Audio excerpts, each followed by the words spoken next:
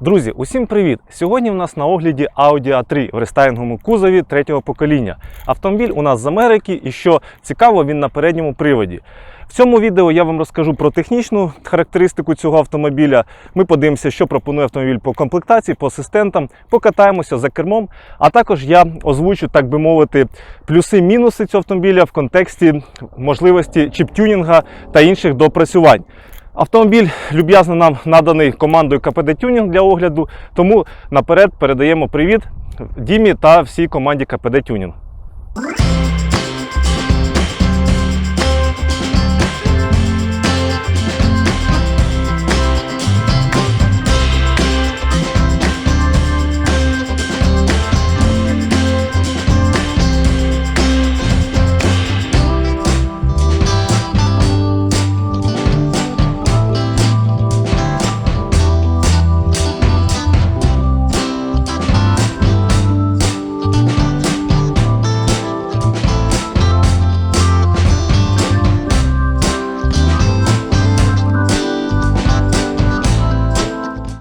За традицією почнемо з технічних характеристик. Як я вже казав, автомобіль у нас на передньому приводі. Сюди встановлювався двигун 2 літра TFSI на 186 кінських сил та 300 Нм обертного моменту.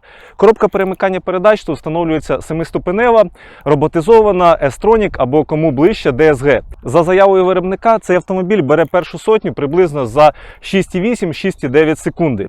Якщо б ми спілкувалися про точно такий же автомобіль А3 на повному приводі, тобто на Quattro, то тут також встановлюється 2-літровий TFSI мотор на 220 кінських сил і 350 Нм обертного моменту в стоці. Але коробка перемикання передач на повноприводну встановлюється 6-ступенева, також роботизована з 2 щепленнями S-Tronic або кому як ближче DSG. За заявою виробника, повноприводна А3 розганяється у нас до першої сотні за приблизно 5,8-5,9 секунди. Але незважаючи на те, що на передній привід і на повний привід начебто стоїть один двигун, але це не так, тому що на передній привід у нас двигун встановлений, який працює на циклі Міллера. Про принцип роботи цикла Міллера ви, в принципі, можете самостійно погуглити, не будемо дуже вдаватись в технічні моменти, але головна ідея цикла Міллера – це зменшення викидів в атмосферу та зменшення витрати палива. Але є свої недоліки для власника, для користувача, про які ми поговоримо трішки пізніше. Стосовно інших технічних характеристик, то з приводу шасі, то у нас попереду традиційна Макферсон, позаду багатоважільна підвізка. Гальмівні диски попереду в стоці 312 мм, позаду 272 мм. Кермова рейка у нас з електропідсилювачем керма. Що стосується підвізки, то на ці роки могла бути підвізка, в принципі, стандартна, як у нас, могла бути спортивна, вона більш занижена і більш жорсткіша. Могла бути ще більш спортивніша, вони встановлювалися, як правило, на моделі S3. Ну і топова підвізка зустрічається в A3 кузові, то це коли вона виконана так звана Audi Magnetic Suspense. Переходячи до огляду кузова, треба сказати, що в ті роки була доступна по кузову седан, як у нас, так і кабріолет. Це якщо стосується звичайних версій. Якщо ми кажемо про S3, то там також седан або, наприклад, e-tron. Але про них в інший раз, коли буде саме цей автомобіль на огляді. Що стосується кузова седан, автомобіль у нас позиціонується як C-клас. Тобто він більш схожий до Гольфа і схожих інших автомобілів по кузову. Він невеличкий, розміри зовнішні у нас 4 метри 45 сантиметрів. Тобто ви розумієте, що всередині місця буде ще менше. І якщо ви плануєте такий автомобіль для себе, у вас велика комплекція, ви висока людина, або, наприклад, вам потрібно родину завжди з собою всю возити, то цей автомобіль, напевно, вам не підійде. Але якщо ви, в принципі, звикли їздити на Гольфі або схожому автомобілі, ви хочете просто спробувати автомобіль в кузові седан, то достатньо компактний, достатньо зручний в місті автомобіль. Зараз перейдемо до огляду комплектацій. Варто зазначити, що для американського ринку Audi мала 3, так би мовити, базові комплектації. Це преміум, сама початкова преміум плюс середня і престиж – це максимальна. Але незважаючи на це, кожна з цих комплектацій мала певні доукомплектування пакетними або одиночними опціями. Наприклад, якщо ви берете Audi Prestige, це не означає, що ви будете мати все, що могло бути на ті роки в цьому автомобілі. Тому що були багато дуже пакетних опцій, там і підігріви різні, і вентиляції і тому подібне. Тому треба на це також зважати. Що стосовно цього автомобіля, то у нас, як я вже казав, на огляді рестайлінговий кузов, тобто це третє покоління 8V, і наразі вже є четверте покоління з 2020 року. Але якщо ми кажемо про третє покоління, то рестайлінг виглядає набагато цікавіше, ніж Дорест. Тому що якщо ми зараз порівняємо два малюнки Дорест і Рест, то Дорест вже якби трошки застарілий і ззовні, і всередині, чесно кажучи. Тому, в принципі, незважаючи, що автомобіль у нас 2016 року фізично, але це 2017 модельний рік, саме з цього модельного року в Америці пішов уже рестайлінговий кузов. Ми бачимо головні відмінності – це по оптиці, передні фари, задні ліхтарі, передній, задній бампер, задня кришка багажника. Тобто все це робить зовнішнє зовсім іншим автомобіль. Так само і всередині. Ми коли будемо оглядати його всередині, я, забігаючи наперед, хочу сказати, що всередині він покращився значно, не кардинально, але значно порівняний з Дорестом. Тому що насправді я знімав багато вже Audi на оглядах. І це були, в принципі, філософія дорестайлінгових моделей А3, А7, Q5 і тому подібне. Тому, коли я побачив цей автомобіль всередині, він виділяється суттєво в порівнянні з Дорестом. Говорячи, знову ж таки, про комплектацію, у нас комплектація автомобіля преміум. Тобто це базова комплектація, і тут мало чого буде такого, чим я вас можу здивувати. Але по ходу я буду казати, що є в цьому автомобілі, і що могло, наприклад, бути, якщо б це була більш якісна комплектація. Почнемо з того, що у нас колісні диски 17 розміру, вони могли бути або 17, 18 або 19 розміру, в залежності від комплектації і, в принципі, якогось пакету там S-Line або додаткового пакета зовнішній вигляд. Далі ми бачимо, що у нас зеркала, вони без мертвих зон, без сліпих зон, так би мовити. У нас немає хрому по вікнам, у нас звичайні чорні гумові елементи, вони, в принципі, завжди потребують догляду, щоб вони залишалися в нормальному, якісному стані. Хтось бачить в цьому плюс, так як не треба витрачатись на антихром. Хтось бачить в цьому мінус, тому що, в принципі, були версії Shadowline, коли у нас такі ці чорні елементи, але вони глянцеві і не резинові, а такі більш пластикового характеру. Попри це, у нас є великий панорамний люк в цій комплектації, у нас є форсунки з підігрівом. Лінзована передня оптика, дуже якісна, з омивачами фар. Асистентів парктроніків, щось такого тут немає. У нас є тільки камера заднього вигляду, але тут є асистент Audi Presence. Я не знаю, чи це базовий Audi Presence, скоріш за все, чи це розширена версія. Тут є цей асистент, тобто є такий дестронік, і можна, в принципі, комплектувати необхідними деталями і прошити на адаптивний круїз-контроль. Це приємно, але тим не менше, щоб ви знали. Далі варто відзначити, що у нас безключовий доступ є в цьому автомобілі. Запуск двигуна відбувається кнопкою в салоні. На ручках ми бачимо виємочки для безключового доступу на всіх 4 дверях, але по факту тільки на передніх 2 дверях. Оглядаючи автомобіль позаду, єдине, що тут можна виділити, так це те, що ліхтарі у нас ледовські. Ви можете бачити, це ще стандарт Америки, але воно буде перероблюватись під наш український стандарт, європейський стандарт. По-іншому, я ж казав, камера тільки заднього огляду є, якихось асистентів позаду у нас немає. Вихлоп у нас реалізований з лівої сторони на 2 стволи, і все. Позаду особливо немає про що розповідати. Давайте перейдемо тепер в салон і подивимося, що пропонує базова Audi A3 в рестайлінгі з Америки. Друзі, перебравшись всередину автомобіля, давайте зразу подивимося, що в нас тут є. Як я вже казав, рестайлінг дійсно виділяється тим, що його трошки освіжили всередині. Не кардинально, але мені здається, виглядає набагато цікавіше, ніж Дорест. Що ми бачимо в цій комплектації? Як я вже казав, преміум комплектація – це базова, і вона, в принципі, тут і відображена. У нас що є? Шкіряне мультикермо з керуванням, асистентами, мультимедією, якимись параметрами автомобіля. Тобто це все стандартно для Audi, так само, як і стандартно, наприклад, шкіряні сидіння з натуральної шкіри. Вони мають електрорегулювання повне водійського сидіння, а пасажира ви бачите, що є і механічні важелі. Але шкіра досить якісна, вона така міцна. І на перший погляд дає враження, що буде вам слугувати не один рік і не один десяток кілометрів. Тобто з приводу шкіри на Audi, навіть на базовій комплектації, то це завжди якісно.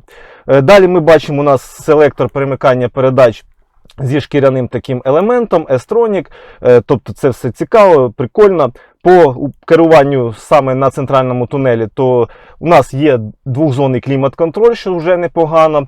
У нас є кнопка вимкнення старт-стоп системи, є кнопка відключення ESP, є кнопка вимкнення підняття екрана. Дуже реалізовано прикольно при запаленні, він виїжджає.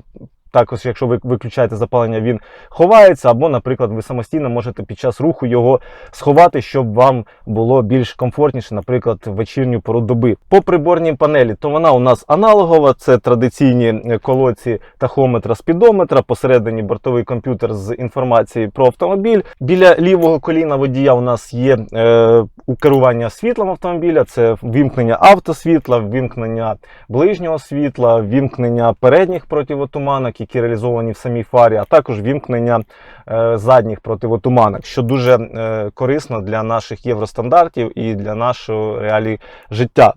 Далі варто відзначити, що дзеркало зовнішнього вигляду всередині у нас з механічним регулюванням його затемнення.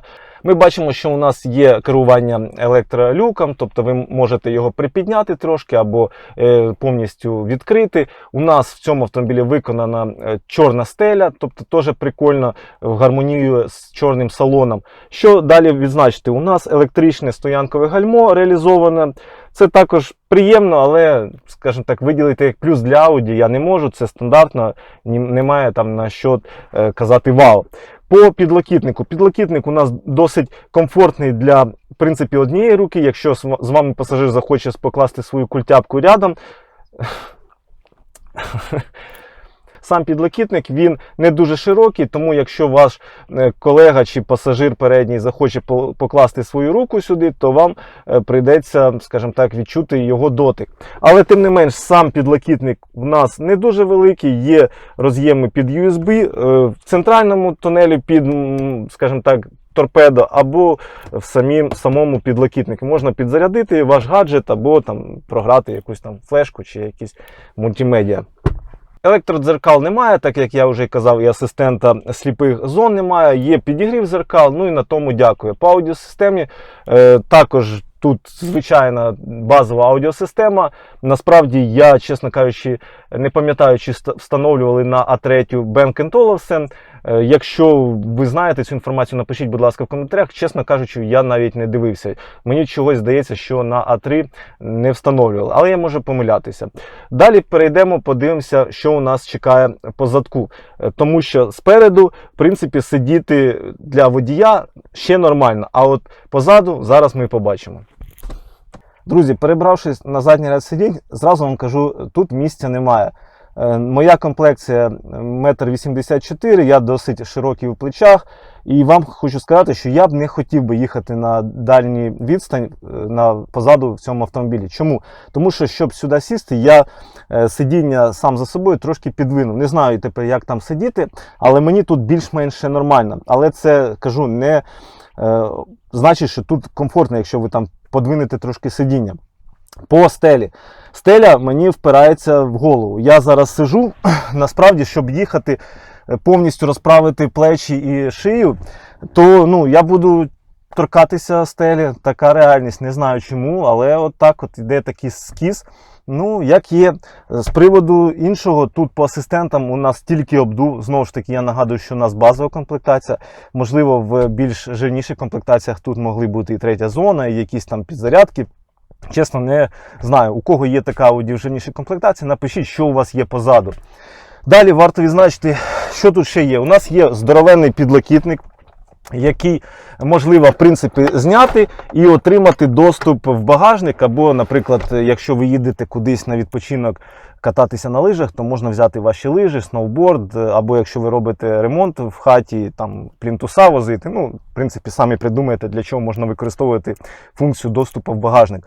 По підлокітнику. Він тут, звичайно, широкий, скажімо так, можна навіть на ньому дитину возити.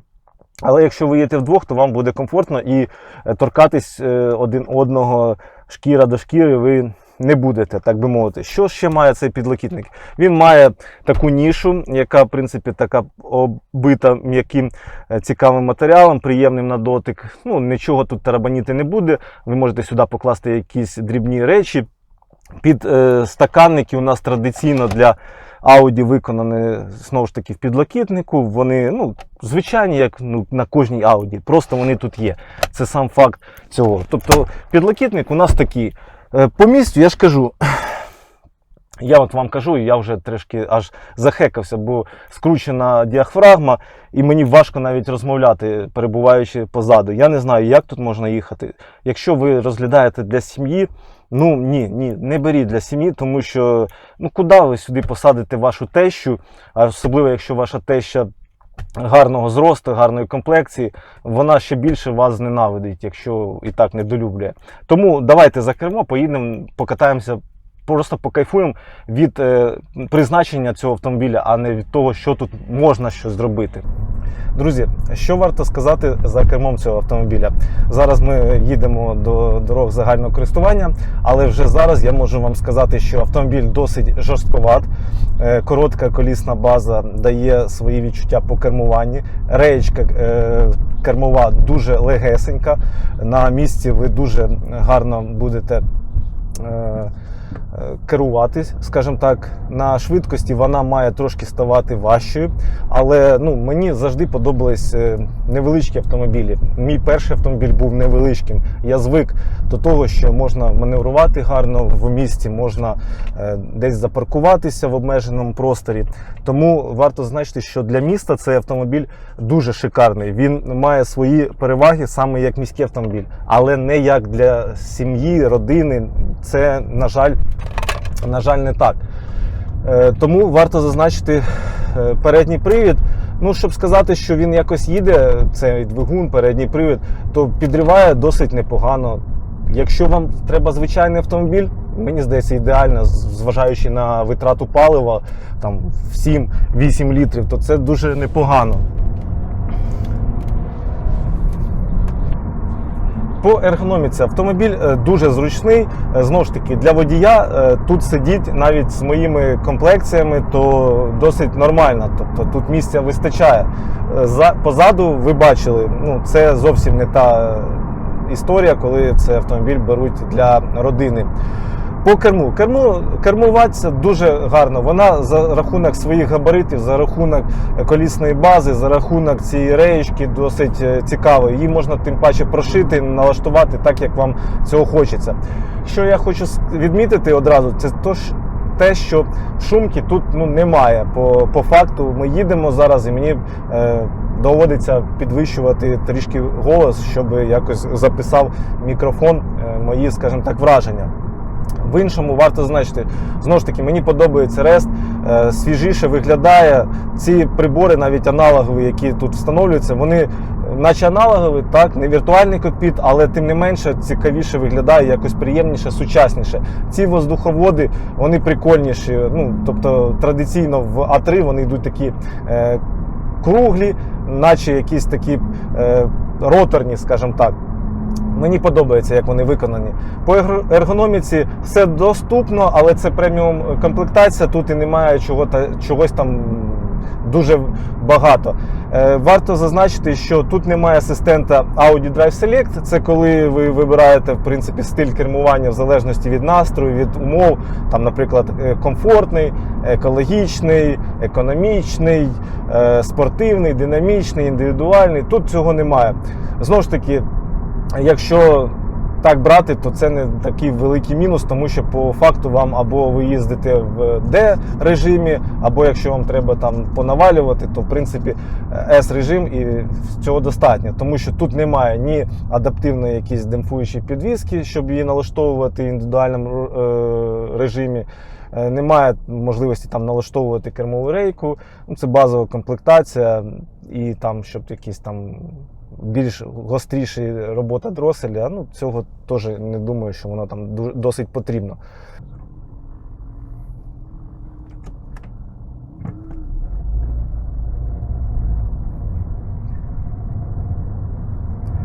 По коробці. Коробка перемикає ідеально. Тобто ви їдете як для DSG, хто катався на DSG, той знає, що це найкраща коробка в світі. І після неї важко пересідати, наприклад, на якийсь звичайний автомат.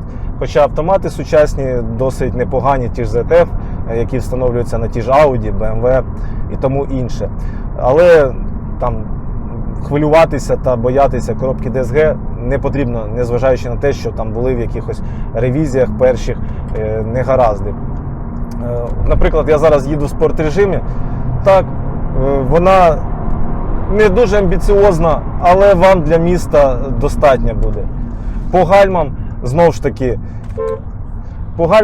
ж таки, цих гальм в стоці вам вистачить, якщо ви будете просто кермувати по місту на роботу, дім, наприклад, десь там на відпочинок поїхати. Цього достатньо, не потрібно там щось покращувати. Якщо ви стейджуєте, то, як кажуть, народна мудрість, кожен стейдж починається з правильного обслуговування, в тому числі з покращення гальмівних систем. Це можуть бути збільшені диски, інші супорти, ну і, звичайно, і підходящі під це все колодки.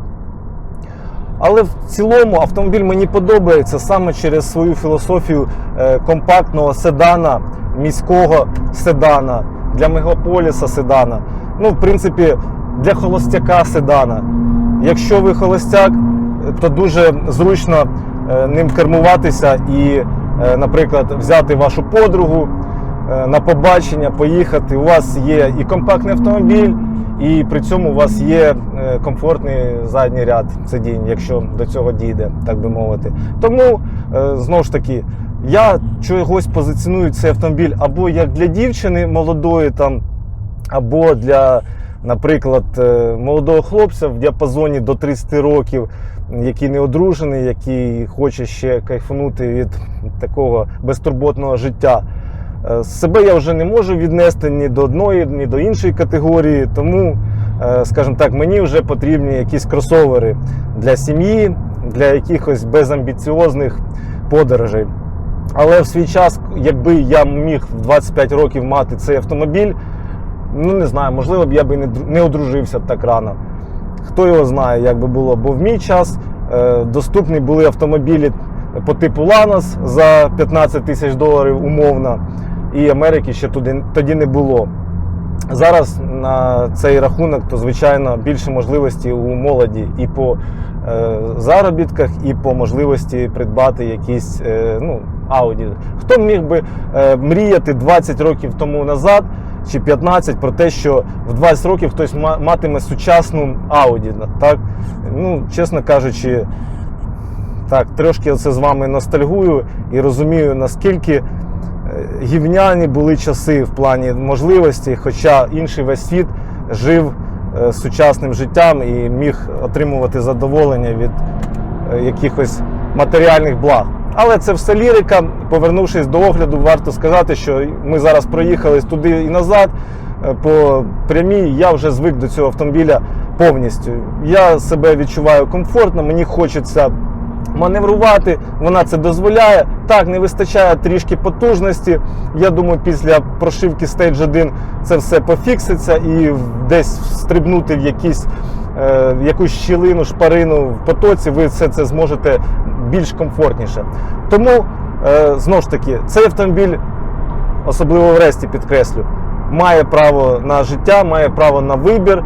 Якщо ви, в принципі, розраховуєте на компактність, досить економічність, досить гарний комфорт, досить гарну управляємость, керування, то це автомобіль так. Якщо у вас є діти, сім'я і ви виконуєте ваш, скажімо так, обов'язок подружній, в плані там поїхати до тещі, поїхати десь до батьків, десь поїхати дитину вигуляти в парку, то обирайте іншу Audi.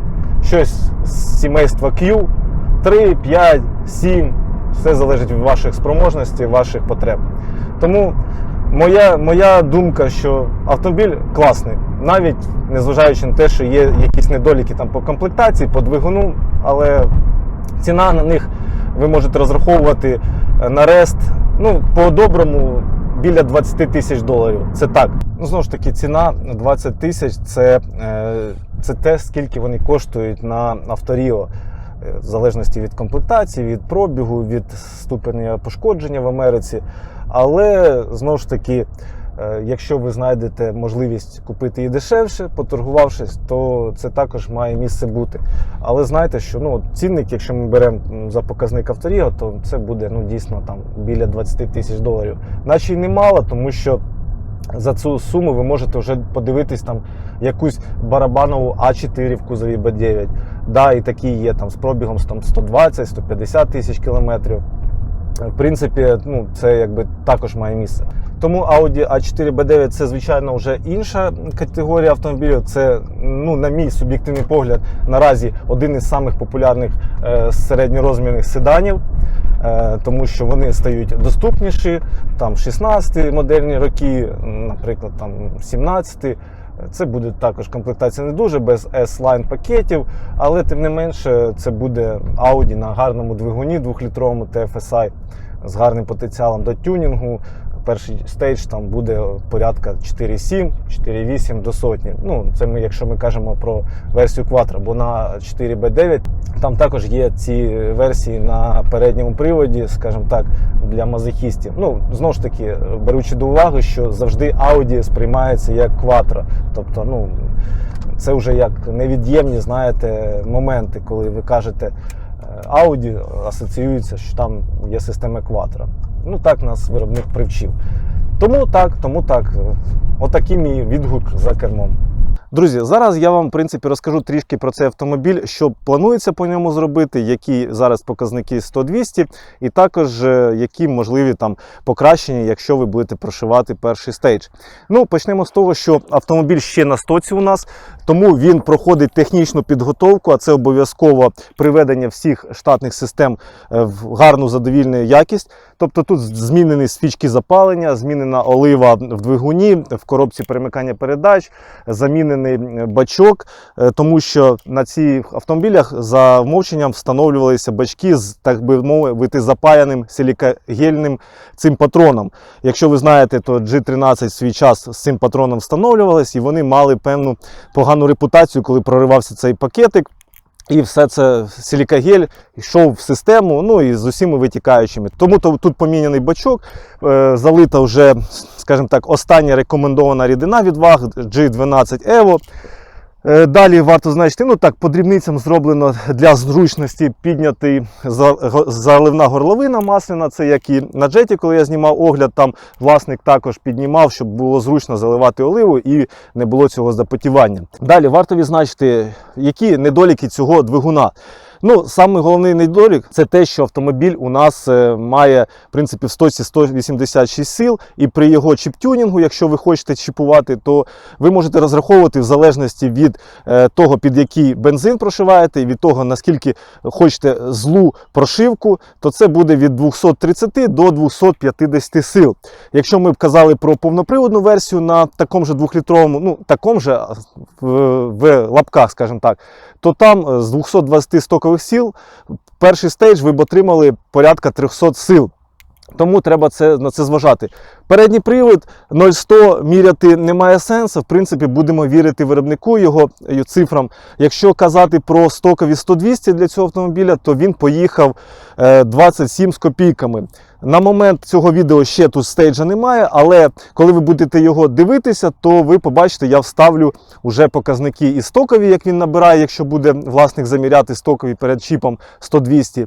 І вже після Stage 1 від КПД Tuning це буде також 100-200, тому що передній привід, не хочеться гвалтувати цей автомобіль. Тут вона і так буксує на стоці, а ви розумієте, що на передньому приводі не бажано, тому що привода, коробка, це все не варто, скажімо так.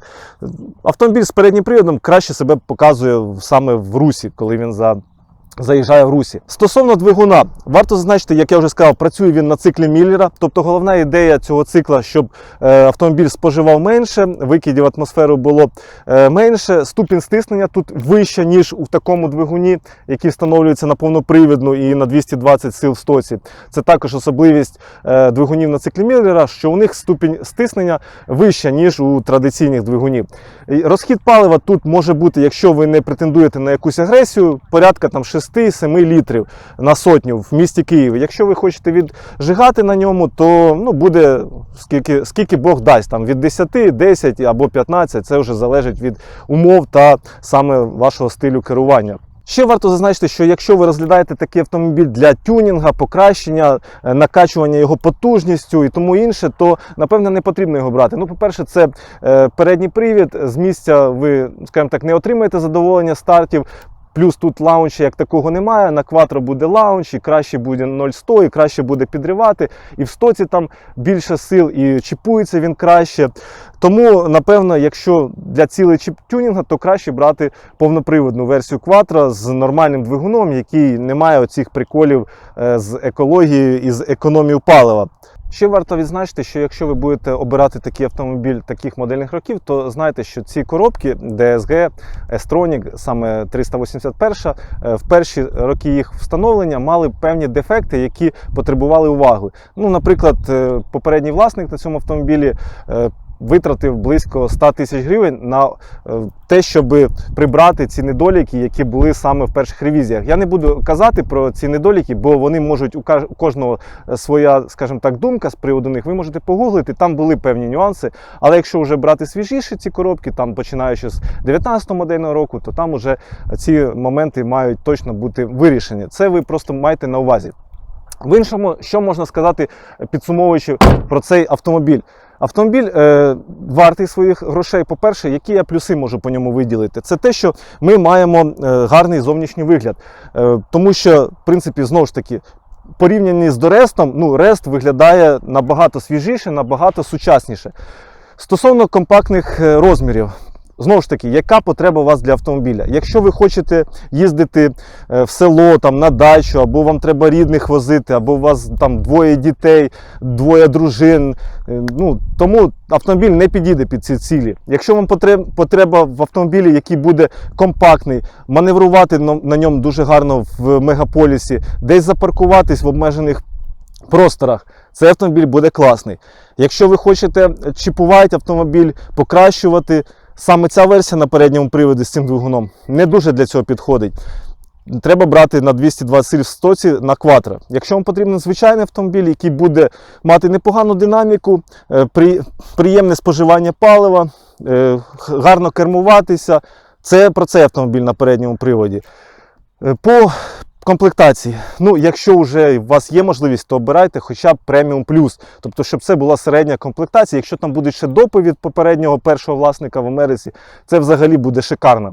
Тому що базова комплектація хоч і дарує якісь певні моменти, щоб ви розуміли, тут навіть немає підігріва передніх сидінь, що дуже, скажімо так, засмучує в зимовий період, враховуючи, що у нас тут шкіра на сидіннях, яка може зимкою вам, скажімо так, трішки підправити ваш фальсет. В принципі, все, що я хотів сказати по цьому автомобілю, я сказав. Тому, якщо у вас залишились якісь питання, якісь уточнення, можливо, я щось не сказав, можливо, я щось, на вашу думку, сказав не те, будь ласка, пишіть коректно в коментарях. З усім ми маємо фідбек, ми можемо спілкуватися і вести, в принципі, діалог. Також в кінці хотів би сказати, що ми дякуємо за цей огляд, по-перше, компанії KPD Tuning, Дмитру, власнику цього автомобіля, за наданий автомобіль на огляд. Якщо вам потрібен якісний стейдж, щоб це був стейдж, який не буде шкодити вашому автомобілі і буде дарувати вам приємні емоції, це компанія KPD Tuning. Ви давно це знаєте, тому я залишу контакти Дмитра і компанії KPD Tuning в описі під відео, також ви можете десь тут їх бачити. Телефонуйте, домовляйтеся і правильно і грамотно чіпуйте ваші автомобілі. Приїжджайте на наші сходки, підписуйтесь на канал. Всім вдалого дня. Всім пока!